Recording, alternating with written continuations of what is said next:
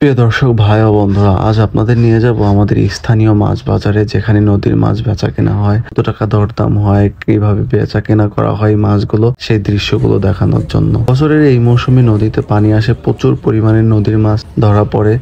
যারা মাছ ধরেন, মাছ ধরার প্রফেশনে থাকে, তারা এই সময় প্রচুর মাছ পায় এবং খুবই ভালো দাম পায়। আমাদের এই বাজারটার লোকেশন হচ্ছে ফরিদপুর জেলার অন্তর্গত চরভদ্রসন উপজেলার সদর ইউনিয়নের চরভদ্রসন মাছ বাজার।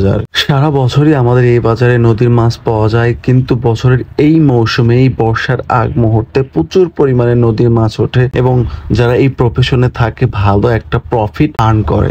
বাজারের দৃশ্যগুলো ঠিক এমনই হয়। জেলেরা মাছ নিয়ে আসেন, স্থানীয় আড়তদারের কাছে দেন। বাজারে আড়তদার যারা রয়েছেন তাদের কাছ থেকে, তারা দাদন নিয়েছিলেন, তাদের কাছে এই মাছগুলো দেন। তারা আবার অকশনে ওঠায়।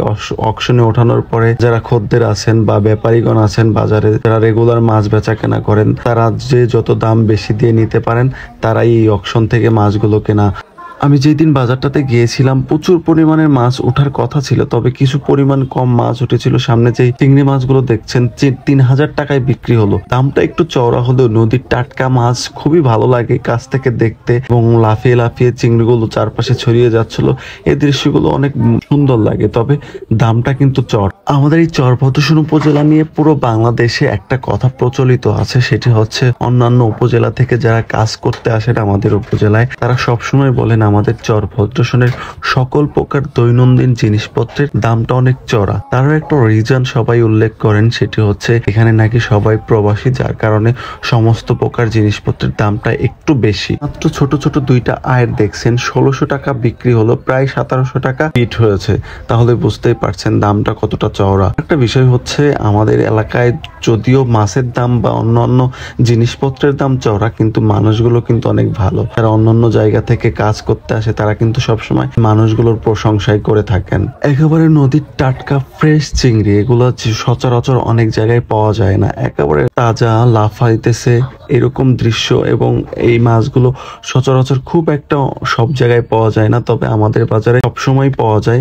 বিশেষ করে এই মৌসুমে তো প্রচুর পাওয়া যায়। প্রতিদিনই এই মাছগুলো ওঠে আমাদের বাজারে এবং চড়া মূল্যে বিক্রি করা হয়। নদীর যে মাছগুলোই আপনি দেখবেন আপনার চোখ আটকে যাবে, মনে হবে এই মাছগুলো আমার নিয়ে যেতে হবে। তবে শুধুমাত্র এই চোখের দেখাই প্রশান্তি। বাংলাদেশের অনেক জায়গায় নদীর মাছ কল্পনা করা যায় না, কারণ ওই জায়গায় এই মাছগুলো পৌঁছায় না।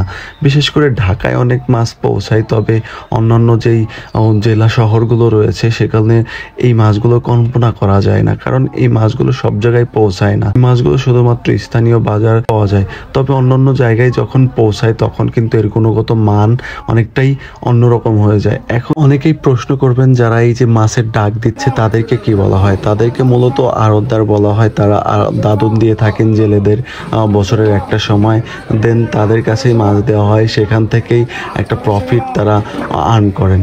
এই বিষয়টা অন্য সময় অন্য এক ভিডিওতে উল্লেখ করার চেষ্টা করব, আসলে তারা কিভাবে তাদের টাকাটা আর্ন করে, কিভাবে জেলেদের দাদন দেয়, সেই বিষয়গুলো। আমাদের এই বাজারটার সময়সীমা যদি বলি, সেটি হচ্ছে সকাল 7টা থেকে শুরু করে প্রায় সারাদিনই মাছ বিক্রি হয়, তবে সকাল 7টা থেকে 12টা অবধি সব থেকে ভালো মানের মাছগুলো এখানে বিক্রি হয়। আপনারা যদি মাছ কিনতে আসেন, দূর থেকে কখনো আসেন, তাহলে আমার সাথে যোগাযোগ করতে পারেন, আমি আপনাদের কথা বলিয়ে দিতে পারি।